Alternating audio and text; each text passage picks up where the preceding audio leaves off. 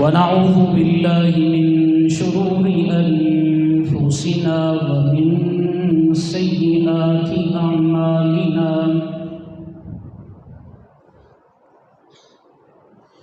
من يهده الله فلا مضل له ومن يضلله فلا هادي له ونشهد أن لا إله إلا الله وحده لا شريك له ونشهد أن سيدنا ومولانا محمدا عبده ورسوله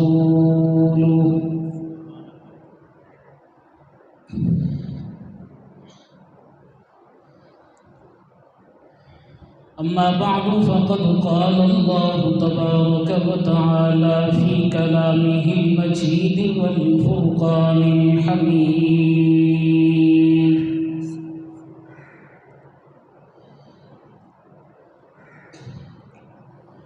أعوذ بالله من الشيطان الرجيم بسم الله الرحمن الرحيم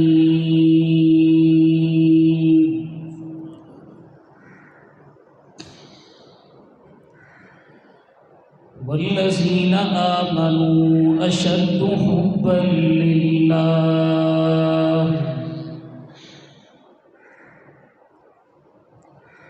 سبحان ربك رب العزة عما يصفون وسلام على المرسلين والحمد لله رب العالمين.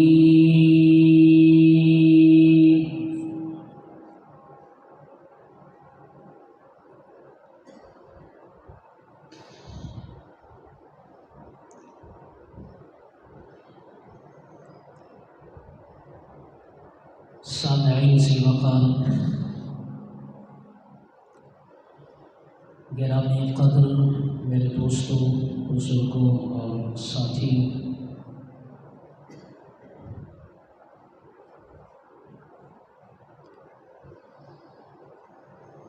گزشتہ نشست میں عنوان یہ تھا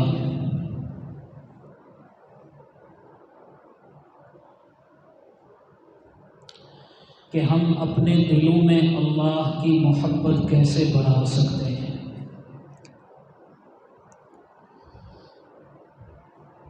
اللہ کی محبت میں اضافہ کیسے ہوگا؟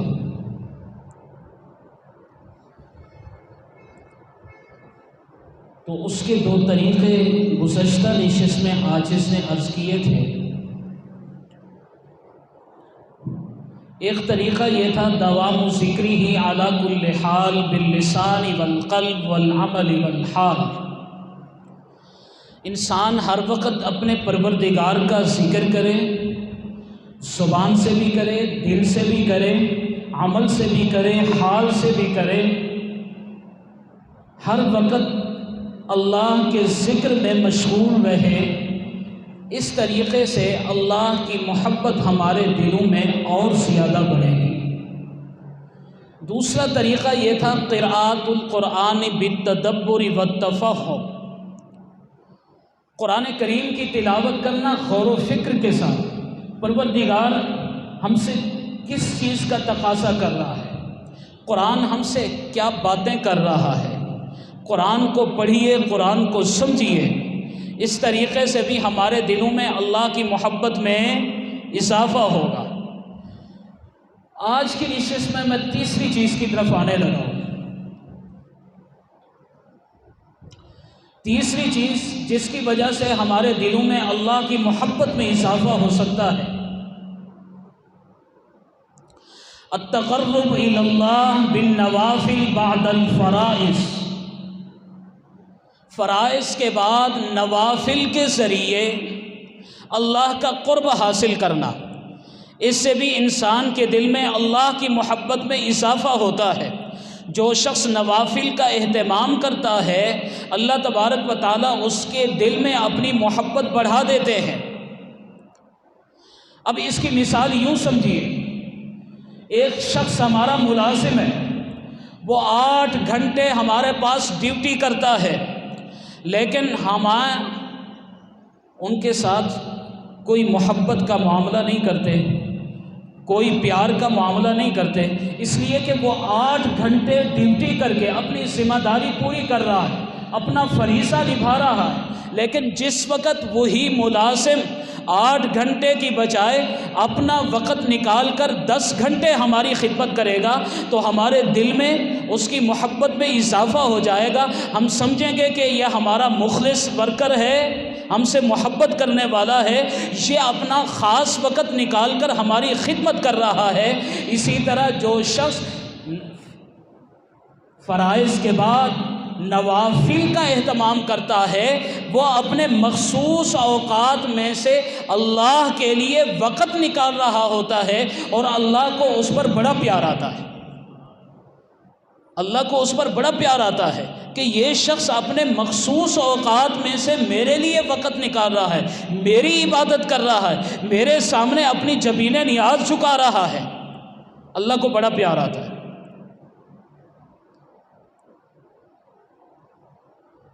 اور حدیث قدسی ہے، اللہ تبارک و تعالیٰ ارشاد فرماتے ہیں لا یزال عبدی یتقرب الی بالنوافل حتی احبہ، کہ میرا بندہ مسلسل نوافل کے ذریعے میرا قرب حاصل کرتا ہے یہاں تک کہ میں اس سے محبت کرنا شروع کر دیتا ہوں۔ اللہ فرماتے ہیں کہ میں اسے اپنا محبوب بندہ بنا دیتا ہوں، وہ میرا محبوب بن جاتا ہے، پیار اور محبت کا رشتہ استوار ہو جاتا ہے، پیار اور محبت کا رشتہ قائم ہو جاتا ہے۔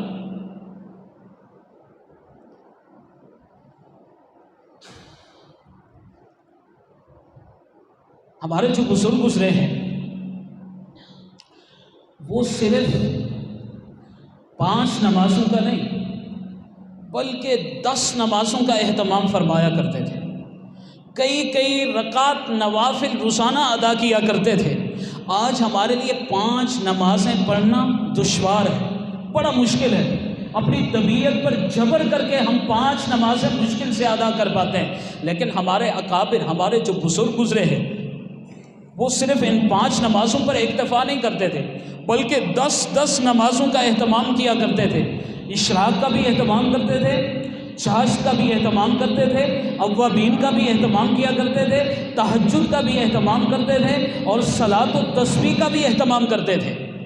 آج ہم سجدے میں سر رکھیں 3 مرتبہ تسبیحات ہمارے لیے دشوار ہو جاتی ہیں، سبحان ربی الاعلی، سبحان ربی الاعلی، سبحان ربی الاعلی۔ اپنے پروردگار کی تعریف کرنا، اپنے پروردگار کی حمد و ثنا کرنا سجدے میں ہمارے لیے مشکل ہو جاتا ہے، لیکن ہمارے جو اکابر گزرے ہیں وہ صرف 3 مرتبہ تسبیحات نہیں کہا کرتے تھے بلکہ 40 مرتبہ سبحان ربی الاعلی کہا کرتے تھے، 21 مرتبہ سبحان ربی الاعلی کہا کرتے تھے۔ اس کی بنیادی وجہ یہ ہے کہ آج ہم نماز پڑھتے ہیں ثواب و عذاب کے لیے، آج ہم نماز پڑھتے ہیں ثواب حاصل کرنے کے لیے، آج ہم نماز پڑھتے ہیں جزا پانے کے لیے، آج ہم نماز پڑھتے ہیں اجر حاصل کرنے کے لیے، آج ہم نماز پڑھتے ہیں عمرہ اور حج کا ثواب حاصل کرنے کے لیے، لیکن ہمارے اکابر نماز پڑھا کرتے تھے اللہ کی محبت کے لیے، ہمارے اکابر نماز پڑھا کرتے تھے اللہ کو راضی کرنے کے لیے،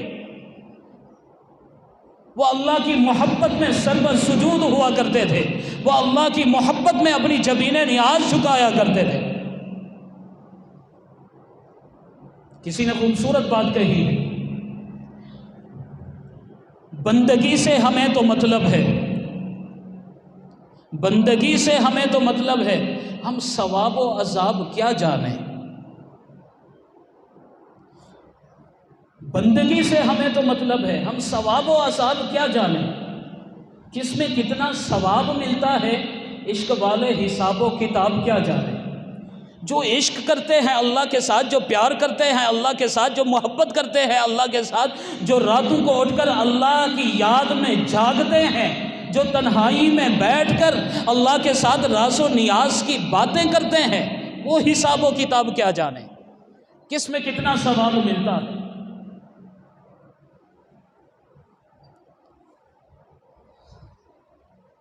ہمارے ایک بزرگ گزرے ہیں مولانا عبد الواحد رحمۃ اللہ علیہ، ان کے بارے میں لکھا ہے کہ کسی نے ان کے سامنے جنت کا تذکرہ کیا، وہ سنتے رہے۔ جنت کا تذکرہ کرنے والے شخص نے کہا کہ وہاں پر نماز نہیں ہوگی، نماز کا تعلق اس دنیا کے ساتھ ہے، وہاں نماز نہیں۔ تو وہ سن کر رونے لگے، آنکھوں سے آنسو جاری ہو گئے۔ کسی نے پوچھا کہ حضرت رونے کی وجہ کیا ہے؟ اس پر تو خوش ہونا چاہیے کہ دنیا دارالعمل ہے اور آخرت دارالجزا ہے، وہاں پر ہمیں بدلہ ملے گا، انعام و اکرام ہوگا، وہاں پر راحتیں ہوں گی، وہاں پر عیش و عشرت کا سامان ہوگا۔ رونے کی کیا وجہ ہے؟ تو شیخ عبد الواحد رحمۃ اللہ علیہ فرمانے لگے کہ اگر جنت میں نماز نہیں ہوگی تو پھر جنت میں جانے کا مزہ ہی کیا؟ اگر جنت میں نماز نہیں ہے تو پھر جنت میں جانے کا مزہ ہی کیا؟ مولانا امداد اللہ مہاجر مکی رحمۃ اللہ علیہ، جو اکابرین دیوبند کے شیخ اور مرشد ہیں، ایک مرتبہ کسی نے ان کے سامنے جنت کا تذکرہ کیا، حور و قصور کا تذکرہ کیا، خاموشی کے ساتھ سنتے رہے۔ جس وقت وہ نوجوان خاموش ہو گیا تو فرمانے لگے کہ اگر کل قیامت کے دن اللہ تبارک و تعالی نے مجھ جیسے ناکارہ انسان پر اپنی رحمت کا معاملہ فرمایا تو میں اللہ کی خدمت میں یہ درخواست پیش کروں گا کہ اللہ مجھے اور کچھ نہیں چاہیے، اپنے عرش کے سائے میں مصلی کی جگہ چاہیے تاکہ میں آپ کی نماز ادا کرتا رہوں، میں عبادت ادا کرتا رہوں، مجھے کچھ نہیں چاہیے، مجھے حور و قصور نہیں چاہیے، مجھے جنت کی رنگینیاں نہیں چاہیے، مجھے عیش و عشرت کا سامان نہیں چاہیے، اللہ بس مجھے اپنے عرش کے سائے کے نیچے مصلی کی جگہ عطا فرما دیجیے تاکہ میں تیری عبادت کرتا رہوں۔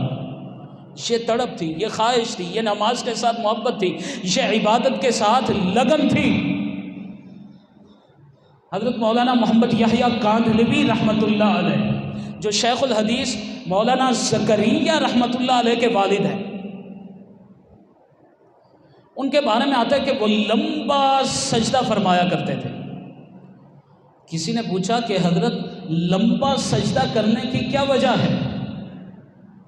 فرمانے لگے کہ جب سجدہ کرتا ہوں یوں محسوس ہوتا ہے کہ میری پیشانی پروردگار کے قدموں پر ہے، اب وہاں سے اٹھانے کو جی نہیں چاہتا، سر اٹھانے کو جی نہیں چاہتا، دل کرتا ہے کہ یہاں پر دم نکل جائے، نکل جائے دم تیرے قدموں کے نیچے، یہی دل کی حسرت، یہی آرزو ہے،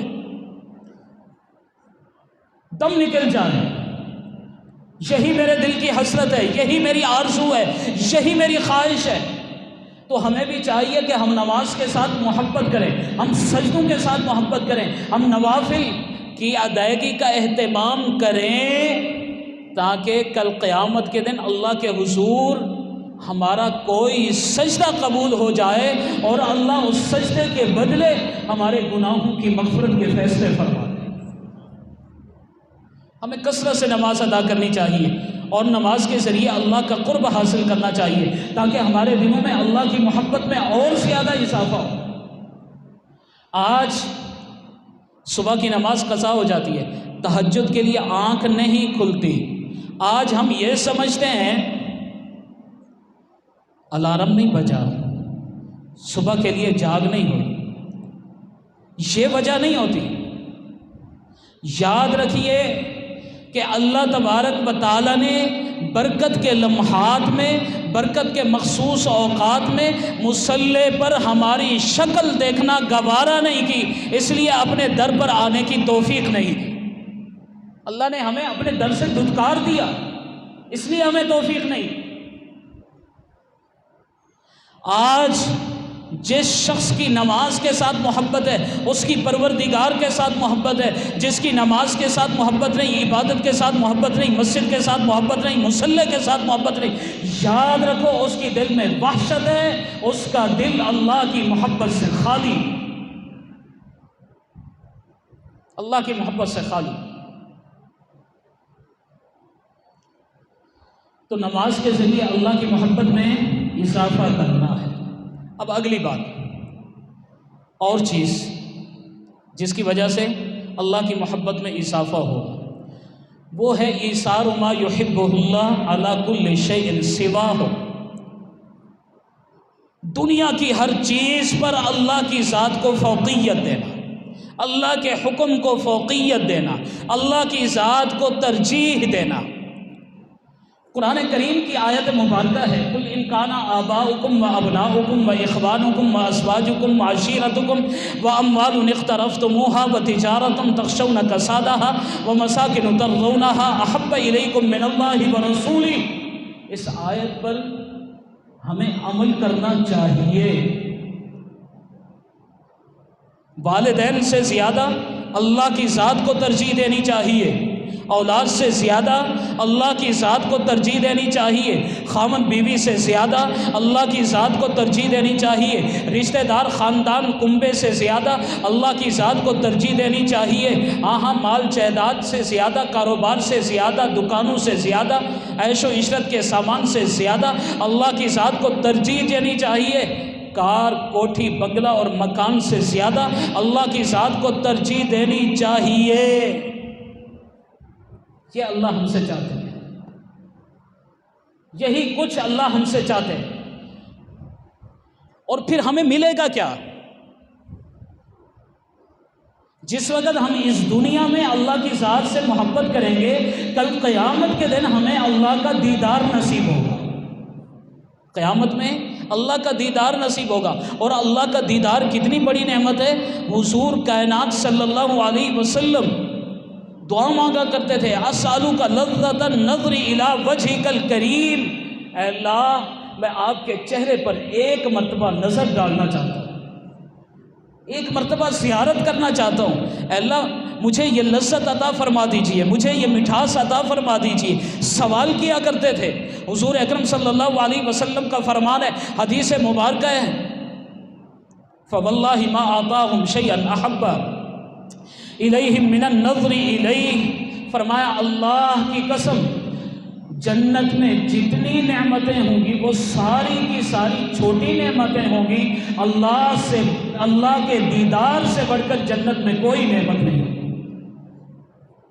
جنت میں سب سے بڑیا نعمت وہ اللہ کا دیدار ہے۔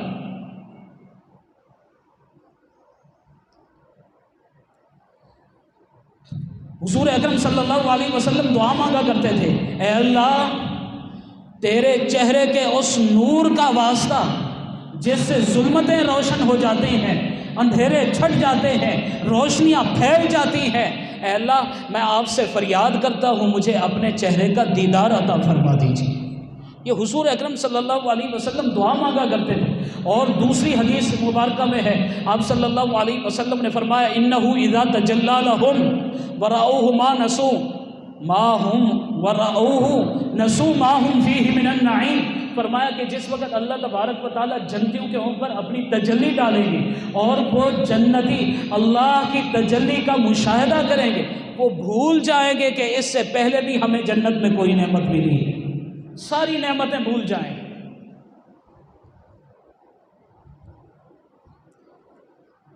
تو سب سے زیادہ ہمیں اللہ کی ذات کو ترجیح دینا چاہیے، اس سے ہمارے دلوں میں اللہ کی محبت میں اور اضافہ ہوگا۔ اگلی بات فرمایا مطالعۃ القلب لاسماء اللہ وصفاتہ،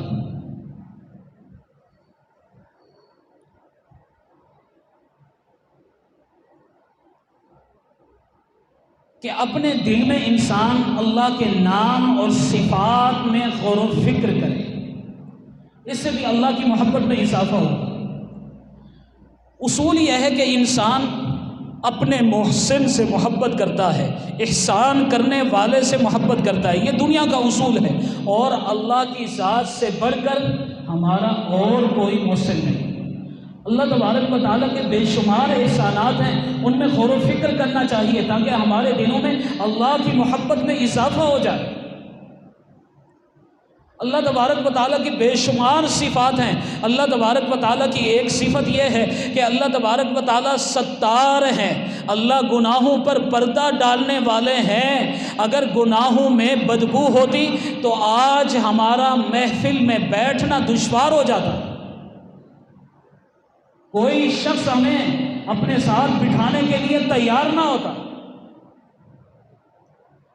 اللہ تبارک و تعالیٰ ہمیں نیک کاموں کی توفیق دینے والے ہیں۔ آج اگر ہم نماز ادا کرتے ہیں توفیق دینے والی ذات اللہ کی ہے۔ آج اگر ہم قیام کرتے ہیں، رکوع کرتے ہیں، سجدے کرتے ہیں، توفیق دینے والی ذات اللہ کی ہے۔ اگر آج ہم جبین نیاز جھکاتے ہیں توفیق دینے والی ذات اللہ کی ہے۔ آج روزے رکھتے ہیں توفیق دینے والی ذات اللہ کی ہے۔ آج صدقہ خیرات کرتے ہیں، غریبوں پر خرچ کرتے ہیں تو یہ توفیق دینے والی ذات اللہ کی ہے۔ آج اگر ہم جمعہ کے لیے مسجد میں حاضر ہوتے ہیں توفیق دینے والی ذات اللہ کی ہے۔ بیانات کے لیے آتے ہیں، نیکی کی طرف قدم اٹھاتے ہیں، ذکر و اذکار کی مجالس میں شرکت کرتے ہیں تو یہ توفیق دینے والی ذات اللہ کی ہے۔ اللہ موفق للخیرات ہے، اللہ موفق للحسنات ہے، نیکیوں کی توفیق دینے والا ہے۔ اور اللہ تبارک و تعالیٰ کی ایک صفت یہ ہے کہ اللہ کی ذات ودود ہے، اللہ پیار کرنے والا ہے، اللہ محبت کرنے والا ہے، اپنے بندوں سے محبت کرنے والا ہے۔ اللہ ماں سے بڑھ کر اپنے بندوں سے محبت کرنے والا ہے۔ اتنی ماں کو اپنی اولاد سے محبت نہیں جتنی پروردگار کو اپنے بندوں کے ساتھ محبت ہے۔ روئے زمین پر جتنی مائیں سب کی مامتاؤں کو اکٹھا کر لیا جائے، سب کے پیار اور محبت کو اکٹھا کر لیا جائے، پھر بھی اللہ کی جو بندوں کے ساتھ محبت ہے وہ 70 گنا زائد ہے، 70 گنا زائد ہے۔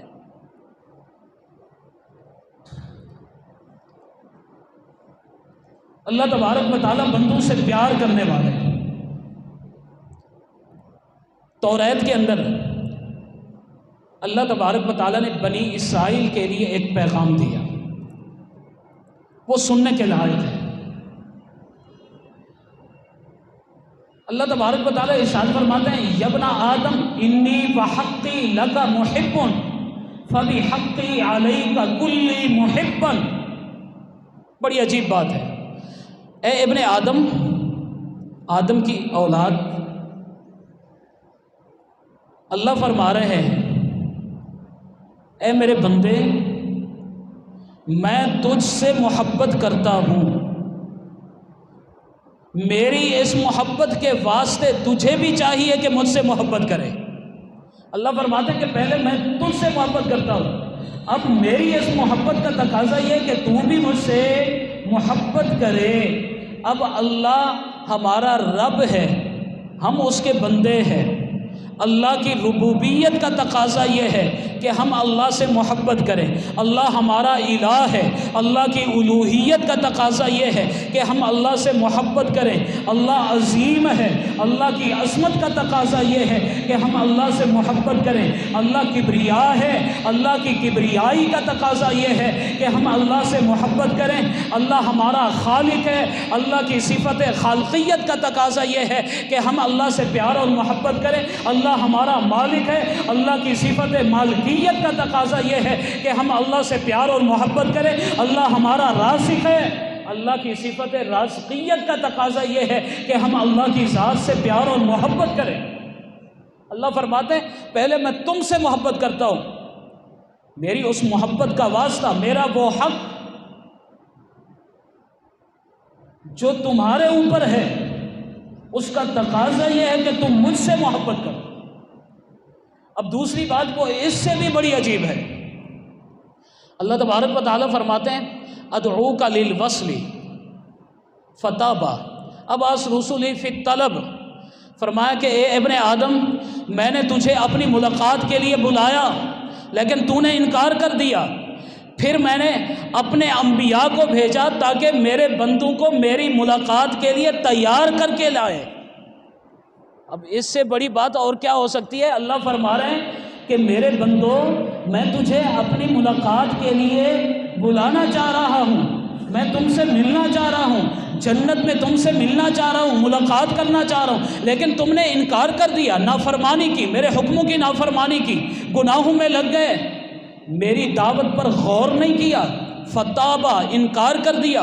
اللہ فرماتے ہیں پھر میں نے اپنے انبیاء کو بھیجا کہ جاؤ میرے بندوں کو تیار کر کے لے آؤ، میں پروردگار ان سے ملنا چاہتا ہوں۔ پھر انبیاء آئے، انہوں نے دعوت دی، انہوں نے تبلیغ کا فریضہ سر انجام دیا، انہوں نے بندوں کو تیار کیا کہ جاؤ پروردگار تم سے ملنا چاہ رہا ہے، تم سے ملاقات کرنا چاہ رہا ہے۔ آج دنیا کے اندر ہمارے ہاں بھی اصول یہ ہے کہ ایک شخص ناراض ہو جاتا ہے، راستے سے ہٹ جاتا ہے، ہم نمائندہ بھیجتے ہیں کہ جاؤ اس کو منا کر لے آؤ، جاؤ اس کو ملاقات کے لیے تیار کر کے آؤ، ہم ان سے ملاقات کرنا چاہتے ہیں۔ اللہ فرماتے ہیں کہ میرے بندے بھی گناہوں میں لگ گئے، میرے راستے سے ہٹ گئے، میں نے انبیاء کو بھیجا کہ جاؤ میرے بندوں کے پاس، انہیں ملاقات کے لیے راضی کرو، میں ان سے ملنا چاہتا ہوں۔ پھر اللہ تبارک و تعالیٰ نے کبار انبیاء کو بھیجا، جناب آدم کو بھیجا، جناب نوح کو بھیجا، جناب شیس کو بھیجا، جناب ادریس کو بھیجا، جناب زکریا کو بھیجا، داؤد کو بھیجا، سلیمان کو بھیجا، جناب یعقوب علیہ السلام کو بھیجا، جناب ایوب علیہ السلام کو بھیجا، جناب اسحاق علیہ السلام کو بھیجا، جناب ابراہیم کو بھیجا، جناب اسماعیل کو بھیجا، جناب یوسف علیہ السلام کو بھیجا، کبار انبیاء آئے، جناب موسیٰ علیہ السلام بھی تشریف لائے، جناب عیسیٰ علیہ السلام بھی تشریف لائے، اور سب سے بڑھ کر محبوب کون و مکان حضور نبی کریم صلی اللہ علیہ وسلم بھی تشریف لائے، انہوں نے بھی آ کر بندوں کو تیار کیا اور اللہ کا پیغام دیا، واللہ یدعو الی دار السلام، اللہ سلامتی کے گھر کی طرف بلا رہا ہے، اللہ جنت کی طرف بلا رہا ہے، اللہ تم سے ملاقات کرنا چاہتا ہے، تم اللہ سے ملاقات کے لیے تیار ہو جاؤ۔ اب اللہ تو بلا رہا ہے، کاش کہ ہم بھی تیار ہو جائیں۔ تابہ یہ نہ ہو کہ ہم انکار کر دیں، گناہوں میں پڑ جائیں۔ اب تیسری بات، اللہ تبارک و تعالیٰ فرماتے ہیں عبدی کل یریدک لنفسہ وانا اریدک لک، میرے بندے سارے کے سارے لوگ تجھ سے محبت کرتے ہیں اپنے لیے، اور میں پروردگار تجھ سے محبت کرتا ہوں تمہارے لیے۔ اس جملے پر غور نہیں کیا آپ نے؟ اللہ فرماتے ہیں کہ پوری دنیا تم سے محبت کرتی ہے اپنے لیے، اپنے مفادات کے لیے، اپنے مطلب کے لیے، اپنی غرض کے لیے، اپنی طمع کے لیے، اپنی لالچ کے لیے، مفادات کے ساتھ لپٹی ہوئی محبتیں ہیں، لیکن میں تجھ سے محبت کرتا ہوں تیرے لیے، مجھے کوئی غرض نہیں ہے، کوئی طمع نہیں ہے، کوئی لالچ نہیں ہے، کوئی مفاد نہیں ہے۔ آج اگر اولاد اور والدین کے درمیان محبت ہے، مفادات ہیں، بھائی بھائی کے درمیان محبت ہے، مفادات ہیں، خامن بیوی کے درمیان محبت ہے، مفادات ہیں، آج رشتہ دار کے درمیان محبت ہے، مفادات ہیں، آج عزیز و اقارب کے درمیان محبت ہے، مفادات ہیں، آج بہن بھائی کے درمیان، بھائی بھائی کے درمیان محبتیں ہیں، یہ مفادات کا رشتہ ہے، آج دوست کے درمیان محبت ہے، مفادات کے ساتھ وابستہ ہے، آج استاد اور شاگرد کے درمیان محبت ہے، مفادات ہے، آج پیر اور مرید کے درمیان محبت ہے، مفادات ہے، لیکن ایک محبت ایسی ہے کائنات میں جو مفادات سے بالا تر ہے، جس میں طمع نہیں، جس میں غرض نہیں، جس میں لالچ نہیں، اور وہ میرے اللہ کی محبت ہے، وہ میرے پروردگار کی محبت ہے، اس میں کوئی غرض نہیں ہے، اس میں کوئی طمع نہیں ہے، اس میں کوئی لالچ نہیں ہے۔ اللہ فرماتے ہیں کہ ہر ایک محبت کرتا ہے تجھ سے اپنے لیے، میں پروردگار تم سے محبت کرتا ہوں تمہارے لیے۔ اور اللہ کی ایک صفت یہ بھی ہے کہ اللہ جہاں پر ودود ہے، محبت کرنے والے ہیں، وہاں پر اللہ کی ذات صبور بھی ہے، اللہ صبر کرنے والی ہے۔ ہاں، جس وقت انسان گناہ کرتا ہے اللہ کو بڑی تکلیف پہنچتی ہے، اللہ کو تکلیف پہنچتی ہے، لیکن اللہ تبارک و تعالیٰ فوراً عذاب میں مبتلا نہیں کرتے، اللہ صبر کرتے ہیں، اللہ صبر کرتے ہیں، اللہ مہلت دیتے ہیں۔ اللہ فرماتے ہیں کہ میرے بندو میں نے تمہیں مہلت دے دی ہے، شاید کہ باز آ جاؤ، شاید کہ میرے راستے پر آ جاؤ۔ اللہ کی ذات صبور ہے، تو اللہ کی ذات سے ہمیں محبت کرنی چاہیے، اللہ کے احسانات بڑے احسانات ہیں، ان میں غور و فکر کرنا چاہیے۔ ایک اور چیز جس کی وجہ سے ہمارے دلوں میں اللہ کی محبت میں اضافہ ہو سکتا ہے، وہ ہے مشاہدۃ نعمہ الظاہرہ والباطنہ۔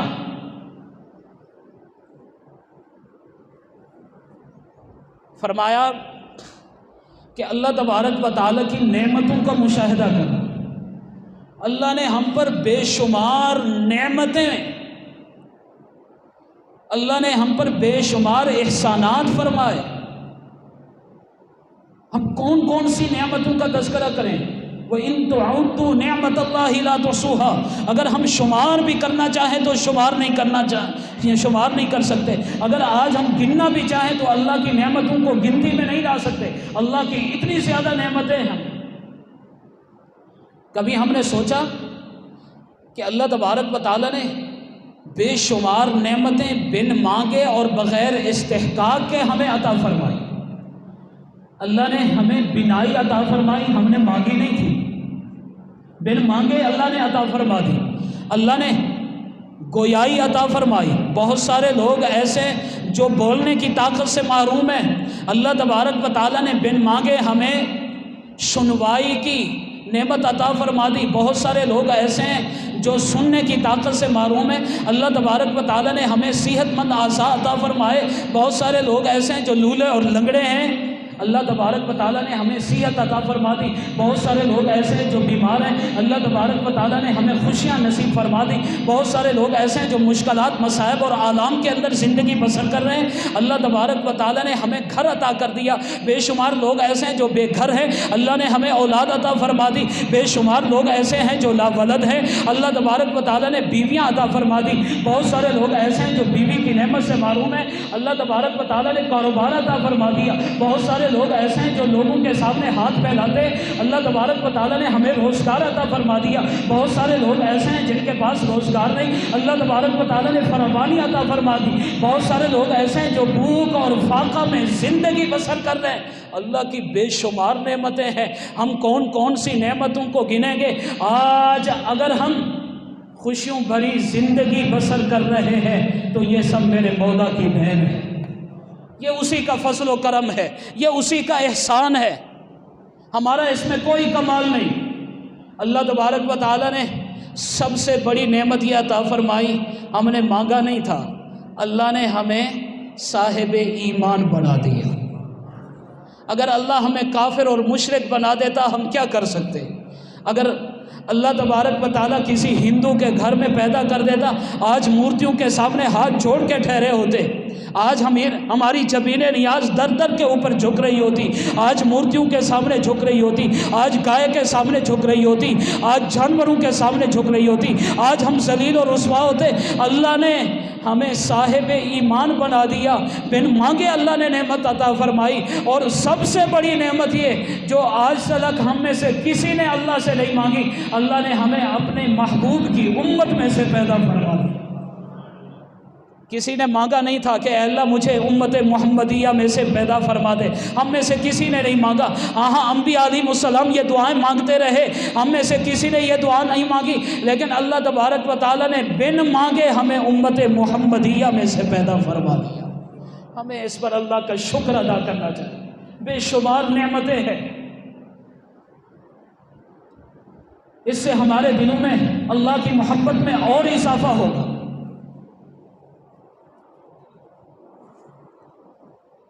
ہم اللہ کی نافرمانیاں کرتے ہیں، ہم گناہ کرتے ہیں، اللہ تبارک و تعالیٰ نے کبھی ہمیں اپنے در سے دھتکارا نہیں ہے۔ اللہ روزی پھر بھی دیتا ہے، اللہ کھانا پھر بھی دیتا ہے۔ جناب ابراہیم علیہ السلام دسترخوان بچھائے بیٹھے ہیں، مہمان نواز تھے، ایک بوڑھا سامنے سے گزر رہا ہے، جناب ابراہیم علیہ السلام اسے اپنے دسترخوان پر لے کے آئے اور کہا کہ اللہ کا نام لو، کھانا شروع کرو۔ اس نے کہا میں تو 70 سال کا بوڑھا، میں تو مشرک ہوں، میں تو مانتا نہیں، میں کیسے اللہ کا نام لوں؟ ابراہیم علیہ السلام غصے میں آ گئے، وہ اٹھ کے چلا گیا۔ جناب ابراہیم علیہ السلام پر اللہ کی طرف سے وحی اترتی ہے، اے ابراہیم اتنی جلدی ناراض ہو گئے؟ 70 سال کا بوڑھا ہے، کبھی میں نے اپنے در سے دھتکارا نہیں، آج پہلی مرتبہ وہ آپ کے در پہ آیا ہے، آپ نے اپنے دسترخوان سے دھتکار دیا؟ ابراہیم علیہ السلام فوراً جاتے ہیں، ہاتھ سے پکڑتے ہیں کہ آؤ میرے دسترخوان پر۔ اس نے کہا کہ یہ تبدیلی کیسی آئی؟ جناب ابراہیم علیہ السلام نے فرمایا کہ میرے پروردگار نے مجھے تنبیہ کی ہے کہ 70 سال سے میں اسے کھانا دے رہا ہوں، کبھی میں نے اسے اپنے در سے دھتکارا نہیں ہے، آج تو نے اپنے در سے دھتکار دیا ہے۔ اس کی آنکھوں میں آنسو آ گئے، وہ رونے لگ گیا۔ اس نے کہا کہ اچھا، میرا پروردگار آج تک مجھے یاد کر رہا ہے، میں نے تو 70 سال مڑ کے بھی دیکھا نہیں، میں نے کبھی اس کا شکر ادا نہیں کیا، کبھی اس کو مانا نہیں، کبھی اس کا کلمہ نہیں پڑھا، مجھے وہ رزق دیتا رہا، مجھے وہ عزتیں دیتا رہا، مجھے وہ نعمتیں دیتا رہا، میں کھانا بعد میں کھاؤں گا، پہلے مجھے اس کے نام لیواؤں میں تو شمار کر دو، کلمہ تو پڑھا دو، مسلمان تو کر دو، صاحب ایمان تو بنا دو۔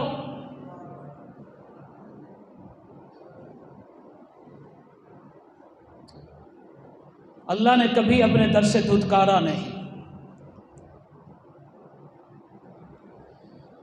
اللہ،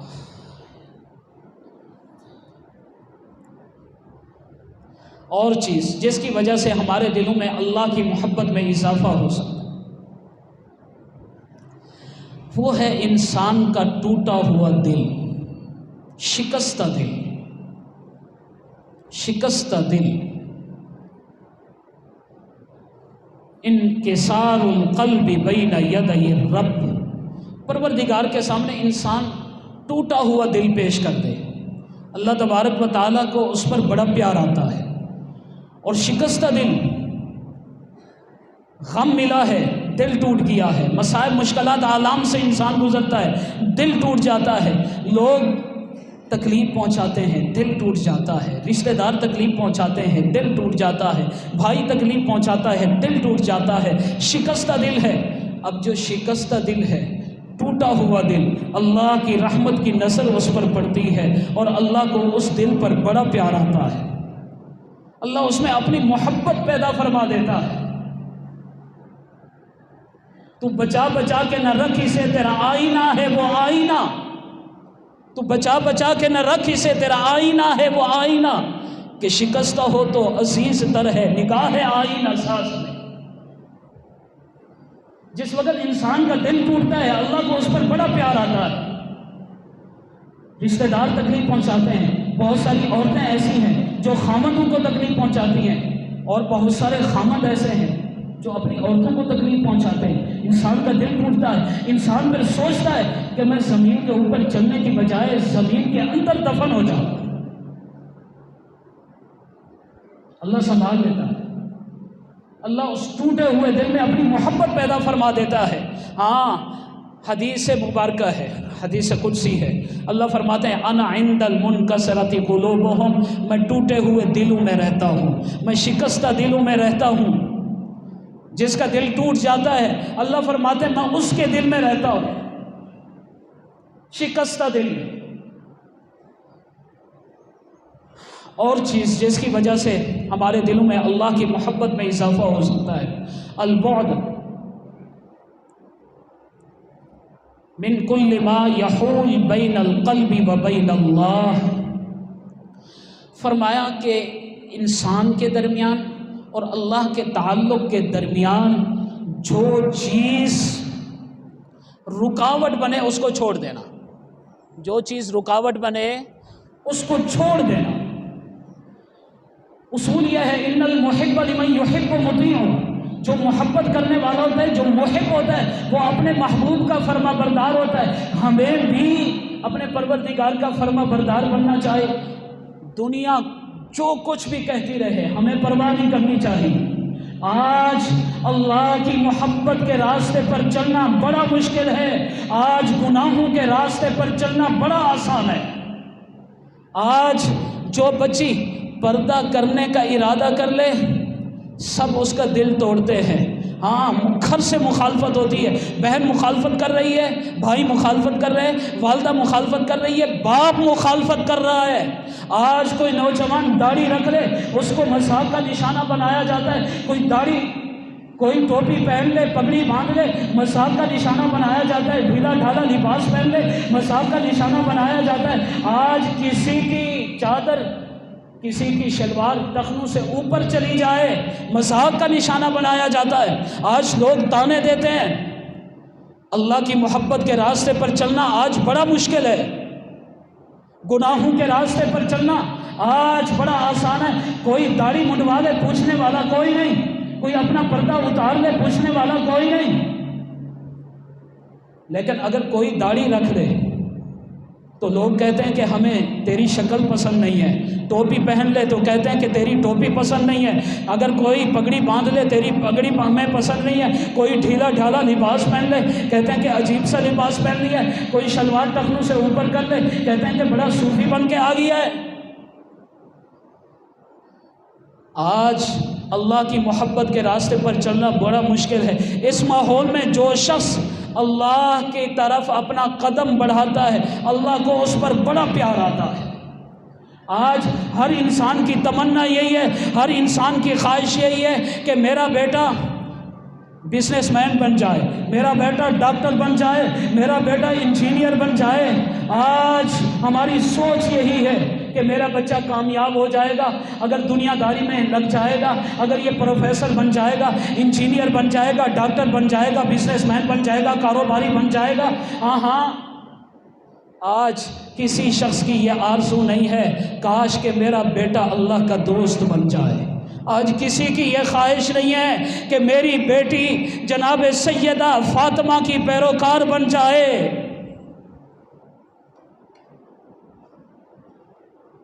آج کسی کی خواہش نہیں۔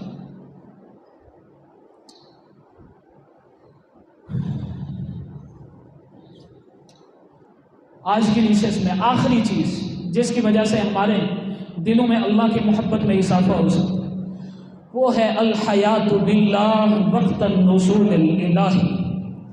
تہجد کے وقت اٹھ کر اللہ کے ساتھ راز و نیاز کی باتیں کرنا، اس سے دل میں اللہ کی محبت میں اضافہ ہوگا۔ اللہ ہمیں آزمانا چاہتے ہیں، اللہ ہمارا امتحان لینا چاہتے ہیں، اللہ ہمارا ٹیسٹ لینا چاہتے ہیں کہ میرے بندوں کو نیند پیاری ہے یا مجھ سے پیار ہے، میرے لیے یہ نیند قربان کر سکتے ہیں یا نہیں کر سکتے۔ جو لوگ اللہ سے محبت کرنے والے ہوتے ہیں، اللہ کے شدائی ہوتے ہیں، اللہ سے محبت کرنے والے، اللہ سے عشق کرنے والے، اللہ سے پیار کرنے والے، رات کے آخری پہر میں بستر ان کو اچھال دیتے ہیں۔ تتجافا جنوبہم عن المضاجع، وہ راتوں کو اٹھ کر کھڑے ہو جاتے ہیں، رکوع اور سجود میں مشغول ہو جاتے ہیں، زمین نیاز اللہ کے حضور جھکا دیتے ہیں۔ ہمارے اکابر کو رات کی تاریکی ایسے پسند تھی جیسے دلہن اور دولہا کو رات کی تاریکی پسند ہوتی ہے۔ وہ رات کی تاریکی کا ایسے انتظار کیا کرتے تھے کہ ہم اللہ کی دربار میں زمین نیاز جھکائیں گے، اللہ کے حضور گڑ گڑائیں گے، مناجات کریں گے، راز و نیاز کی باتیں کریں گے، اللہ سے ہم دکھ سکھ بانٹیں گے۔ داؤد علیہ السلام پر اللہ نے وحی اتاری، فرمایا جھوٹا ہے وہ شخص جو مجھ سے محبت کا دعویٰ کرے اور رات آنے پر سو جائے۔ اللہ فرماتے ہیں کہ اگر مجھ سے پیار ہوتا تو وہ رات کے آخری پہر میں اٹھ کر مجھ سے راز و نیاز کی باتیں کرتا، پھر وہ سوتا نہ رہتا۔ امام راضی رحمت اللہ علیہ فرماتے ہیں کہ اللہ مجھے دن اچھا نہیں لگتا مگر تیری یاد کے ساتھ، مجھے راتیں اچھی نہیں لگتی مگر تجھ سے راز و نیاز کے ساتھ، مجھے راتیں اچھی نہیں لگتی مگر تجھ سے راز و نیاز کے ساتھ۔ تیری محفل بھی گئی، چاہنے والے بھی گئے، شب کی آہیں بھی گئی، صبح کے نالے بھی گئے۔ ہاں، ذنون مصری رحمت اللہ علیہ ایک بزرگ گزرے ہیں۔ ذنون مصری رحمت اللہ علیہ فرماتے ہیں کہ میرے پاس ایک لونڈی تھی، باندی تھی، دن کے وقت میری خدمت کرتی، بیمار سی تھی، رات کے وقت مجھ سے پوچھتی کہ میرے ذمہ کوئی کام ہے، میں کہتا کہ نہیں۔ وہ عبادت میں مشغول ہو جاتی، ساری رات عبادت میں گزار دیتی۔ ایک مرتبہ فرماتے ہیں کہ میری جاگ ہوئی تو وہ عجیب سی دعا مانگ رہی تھی۔ میں نے سنا کہ وہ دعا مانگ رہی ہے کہ اے اللہ، جو آپ مجھ سے محبت کرتے ہیں اس محبت کا واسطہ مجھے معاف فرما دیجیے۔ فرماتے کہ میں نے اسے ٹوکا کہ یوں دعا نہ کیجیے بلکہ یوں دعا کیجیے اے اللہ جو میں تجھ سے محبت کرتی ہوں اس محبت کا واسطہ مجھے معاف فرما دیجیے. لیکن اس کا تعلق اللہ کے ساتھ بڑا مضبوط تھا. اس نے جواب دیا ذنون خاموش رہیے، یہ میرا اور اللہ کا معاملہ ہے. کچھ لوگ ایسے ہوتے ہیں کہ پہلے اللہ ان سے محبت کرتا ہے، وہ بعد میں اللہ سے محبت کرتے ہیں. کیا تو نے قرآن کریم کی یہ آیت نہیں سنی؟ یحبہم و یحبونا. یہاں پر اللہ تبارک و تعالیٰ نے پہلے اپنی محبت کا تذکرہ کیا، بعد میں ان کی محبت کا تذکرہ کیا. اللہ نے مجھے بھی ان لوگوں میں شمار کیا ہے، پہلے اللہ مجھ سے محبت کرتا ہے، بعد میں اللہ سے محبت کرتی ہوں.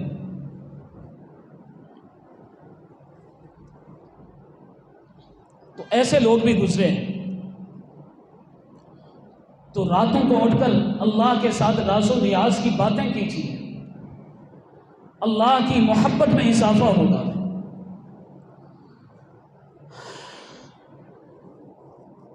آج مہینے کا پہلا جمعہ ہے تو انشاءاللہ العزیز نماز کے بعد مجلس سے ذکر بھی ہوگی اور دعا بھی ہوگی. اس سے پہلے میں ایک بات کرنا چاہتا ہوں. آج کا عنوان تو یہیں پر میں ختم کر رہا ہوں. ایک وقت ایسا تھا کہ اللہ تبارک و تعالیٰ نے مسلمانوں نے عالم اسلام کو غلبہ عطا فرمایا تھا. مسلمانوں نے عالم اسلام جرت، شجاعت اور دلیری کے جذبات سے سرشار تھے. اپنی بہنوں کی ناموس پر مر مٹنے والے تھے.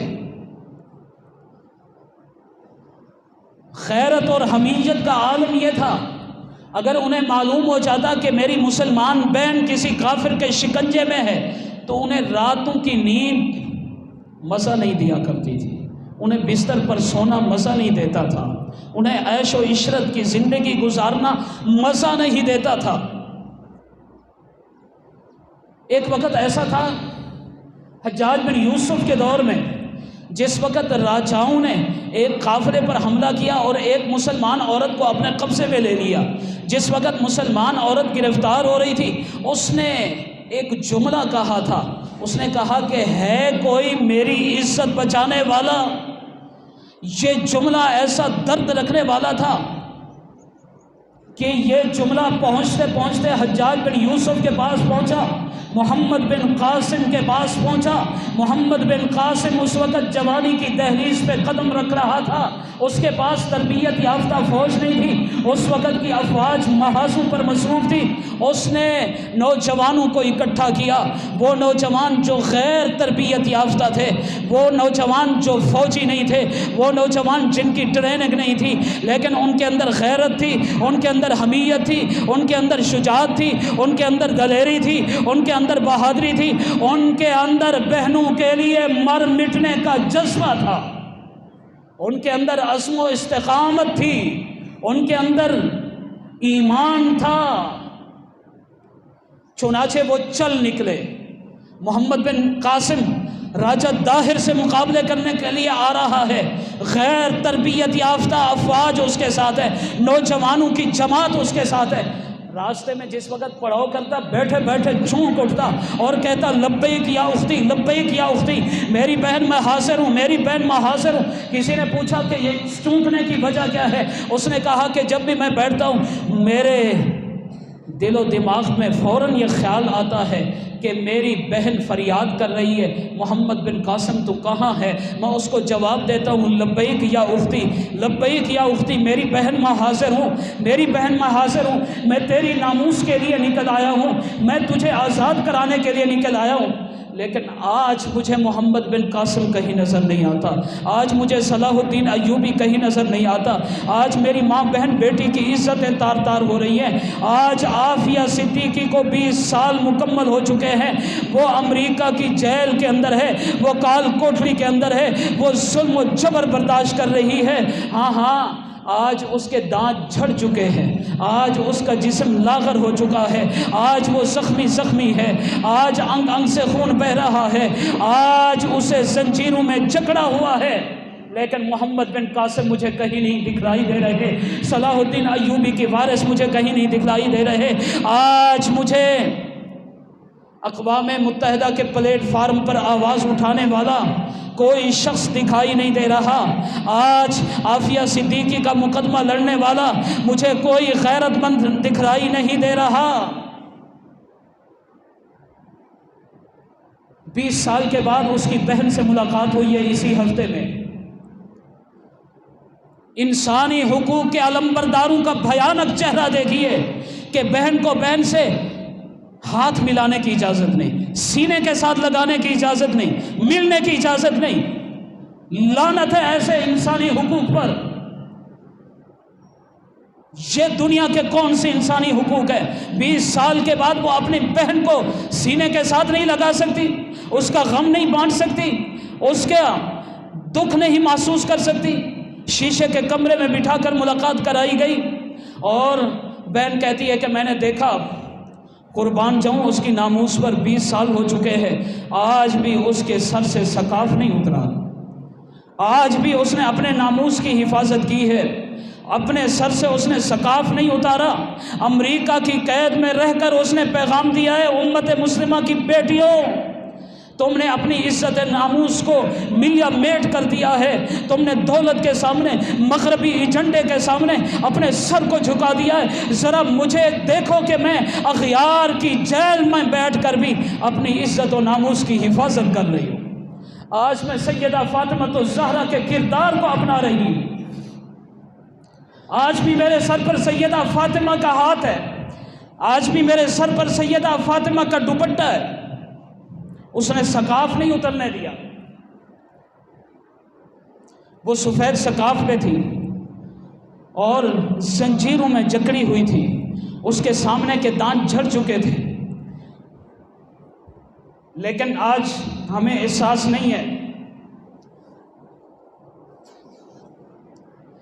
آج ہمیں اپنی بیٹیوں کا غم ہے، لیکن رسول اللہ کی بیٹی کا غم نہیں ہے۔ آج ہمیں اپنی بہنوں کا احساس ہے، سیدہ فاطمہ کی بیٹی کا احساس نہیں ہے۔ اور عافیہ صدیقی تو جناب صدیق اکبر کی اولاد میں سے ہے، کوئی اس کے لیے آواز اٹھانے والا نہیں۔ کل قیامت کے دن ہم رسول اللہ کو کیا منہ دکھلائیں گے؟ ہم صدیق اکبر کا سامنا کیسے کریں گے؟ اگر صدیق اکبر نے ہم سے پوچھ لیا کہ میری بیٹی اغیار کے شکنجے میں 20 سال قید رہی، تم نے کیا کردار ادا کیا؟ ہم کیا جواب دیں؟